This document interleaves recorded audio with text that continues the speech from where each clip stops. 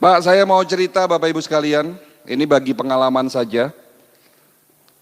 Pengalaman macam-macam aneh-aneh selama 20 tahun ini jadi dokter, apalagi 15 tahun jadi dokter spesialis naturopati.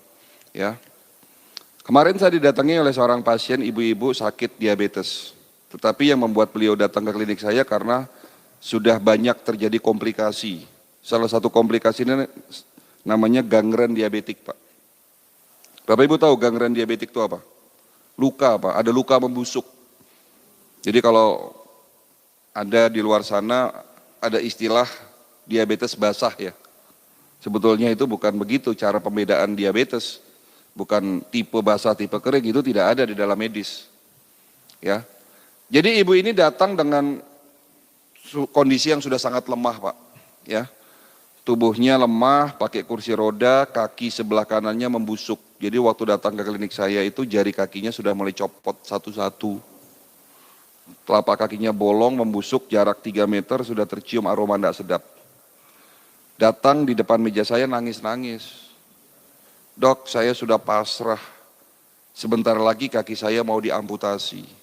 Tapi terakhir saya minta tolong sama dokter. Apakah ada cara supaya kaki saya sembuh tanpa harus diamputasi? 8 bulan terakhir ini saya menderita dok, tidak bisa tidur. Ini menjelang malam itu cekot-cekot rasa kaki saya. Kaki saya ini sudah nggak bisa, Bapak bisa bayangkan lah. Kalau kita ketusuk duri aja sakitnya kayak gimana. Nah ini lukanya menganga Pak. Ya. Padahal sudah berobat dan sakit diabetesnya sudah 10 tahun. Dan ibu ini rutin minum obat. Saya tidak pernah minum obat selama 10 tahun, tetapi kenapa dok? 1 tahun, 2 tahun terakhir ini tubuh saya semakin melemah, gula darah saya tidak turun-turun, padahal sudah minum obat, sudah sesuai ikuti anjuran dokter, bahkan banyak organ dalam tubuh saya ini rusak. Apa yang bisa saya lakukan dengan kondisi seperti itu Pak? Nah inilah peran dari pengobatan holistik, kita tetap ikhtiar. Kita tetap bantu mereka yang sakit, yang sudah begitu hopeless.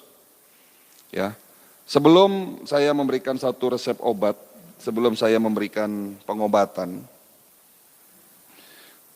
prosedur protap di klinik kami, kita harus melakukan medical check up. Tetapi berbeda dengan medical check up yang ada di rumah sakit, Bapak Ibu sekalian. Medical check up di klinik kami dengan konsep holistik. Dengan alat-alat yang ada di dalam bidang kedokteran holistik. Alat ini saya temukan waktu kami masih belajar di Beijing. Nama alatnya Human Resonance Magnetic Analyzer. Sebuah alat untuk memeriksa fungsi organ lewat gelombang energi. Alat ini saya bilang cukup canggih Pak. Ya, hanya 10 menit dapat mendeteksi 250 parameter pemeriksaan. Itu kalau di print semua 30 lembar Pak. Dari ujung kepala sampai ujung kaki. Dengan alat ini saya melakukan pemeriksaan kepada ibu tadi dan hasilnya jantungnya membengkak, pankreasnya rusak, fungsi ginjalnya tinggal 40%, banyak pembuluh darah yang tersumbat, radikal bebasnya sangat tinggi. Jadi salah satu kelebihan dari alat ini mampu mendeteksi adanya radikal bebas. Ya. Dan ini semua terjadi akibat apa? Akibat gaya hidup beliau yang salah. Apa itu? Ada 3 yang saya simpulkan salah. Pertama, beliau suka tidur larut malam. Mereka yang kebiasaan tidur di atas jam 11 malam, tubuhnya akan lemah. Kenapa? Karena jam 11 sampai dengan jam 1 malam, di saat kita tidur pulas, ada bagian tubuh, ada organ tubuh yang namanya liver, hati, itu melakukan bersih-bersih Pak, detox istilahnya. Liver memiliki 500 fungsi Pak. Jadi organ yang paling berat kerjanya adalah liver Pak. Kalau jantung 1 fungsi Pak, mompa darah selesai. Ginjal punya 2 fungsi, tetapi liver memiliki 500 fungsi. Dari salah satu fungsi itu ada yang namanya fungsi detoksifikasi. Apa itu? Membersihkan tubuh kita dari sisa-sisa metabolisme yang bisa berpotensi terjadinya oksidasi dan terbentuk radikal bebas.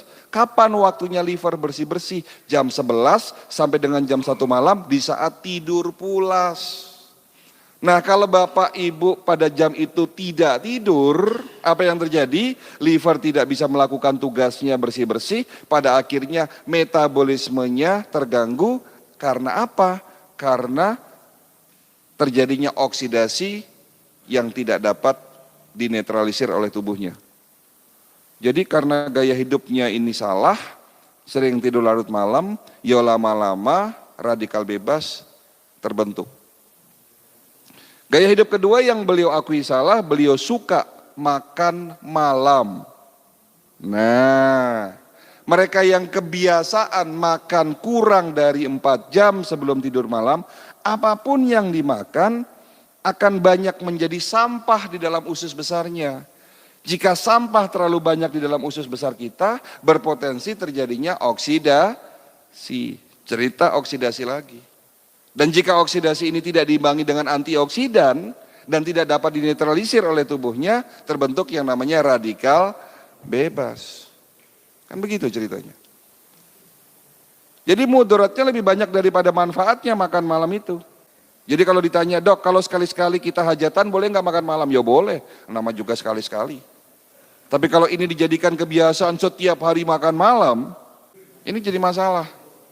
Jadi itu gaya hidup kedua yang beliau akui salah. Yang ketiga, beliau tidak suka minum air putih. Apa yang salah dengan tidak minum air putih? Hati-hati Pak.